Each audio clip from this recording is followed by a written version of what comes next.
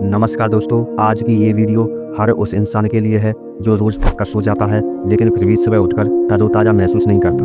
अगर आपको लगता है कि आप जल्दी थक जाते हैं, घुटनों या पीठ में दर्द रहता है, मूड बार बार खराब होता है, बाल जल रहे हैं या बिना वजह कमजोरी रहती है, तो ये सिर्फ उम्र नहीं है, ये सिर्फ काम का स्ट्रेस नहीं है। हो सकता है आपका शरीर धीरे धीरे अंदर से कमजोर हो रहा हो और आपको पता भी ना हो। दोस्तों, आज हम बात कर रहे हैं विटामिन डी की कमी के बारे में, जिसे मेडिकल भाषा में साइलेंट एपिडेमिक कहा जाता है। भारत जैसे धूप वाले देश में 70% से ज़्यादा लोग विटामिन डी की कमी से जूझ रहे हैं। और सबसे डराने वाली बात क्या है, ज़्यादातर लोगों को सालों तक पता ही नहीं चलता।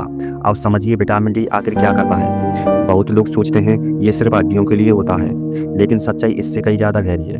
विटामिन डी शरीर में एक हार्मोन की तरह काम करता है। यह कैल्शियम को हड्डी तक पहुंचाता है, मांसपेशियों को ताकत देता है, इम्यून सिस्टम को मजबूत करता है, सूजन कम करने में मदद करता है, दिमाग के मूड सेंटर को प्रभावित करता है और यहाँ तक कि हार्ट हेल्थ से भी जुड़ा है। अब सोचिए, अगर ये सब सिस्टम धीरे धीरे कमजोर होने लगे तो शरीर कैसा महसूस करेगा। थकान, सुस्ती, जोड़ों में दर्द, मांसपेशियों में कमजोरी, बार बार सर्दी, उदासी और कभी कभी डिप्रेशन जैसी स्थिति।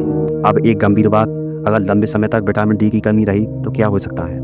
हड्डियां अंदर से खोखली होने लगती हैं, ऑस्टियोपोरोसिस का खतरा बढ़ता है, हल्की सी चोट में फ्रैक्चर हो सकता है, बुजुर्गों में गिरने का रिस्क बढ़ जाता है और युवाओं में कमजोर स्टेमिना, वर्कआउट के बाद ज़्यादा दर्द, मसल्स रिकवरी धीमी और इम्यूनिटी डाउन। अब सवाल उठता है, कमी क्यों हो रही है।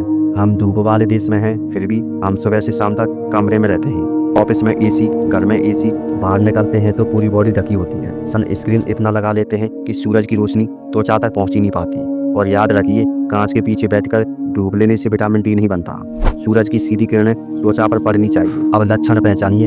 अगर आपको हर समय थकान, घुटनों या कमर दर्द, मांसपेशियों में खिंचाव, बाल झड़ना, बार बार इन्फेक्शन, नींद खराब और मूड स्विंग, इनमें से 3 से 4 लक्षण भी हैं तो एक बार टेस्ट जरूर कराएं। टेस्ट का नाम है 25OH vitamin D blood test.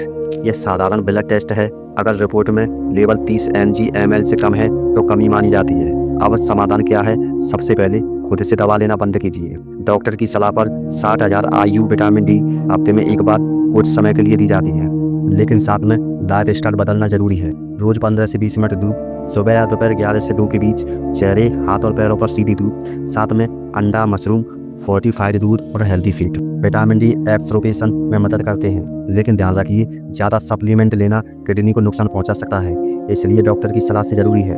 अब एक सच्चाई सुनिए, थकान को लोग आलस समझ लेते हैं, कमजोरी को उम्र मान लेते हैं, दर्द को सामान्य समझ लेते हैं, लेकिन शरीर हमेशा संकेत देता है, बस हम सुनना नहीं चाहते।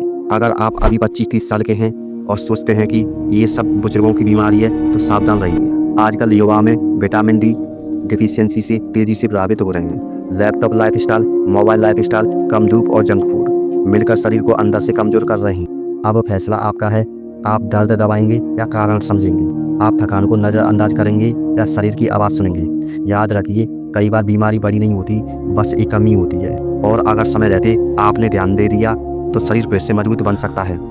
अगर ये जानकारी आपको उपयोगी लगी हो तो वीडियो को लाइक करें और कमेंट में लिखें, मैं अपना विटामिन डी टेस्ट करवाऊंगा, क्योंकि जागरूकता ये असली इलाज है। धन्यवाद दोस्तों, स्वस्थ रहिए, सजग रहिए, आपका दिन शुभ हो।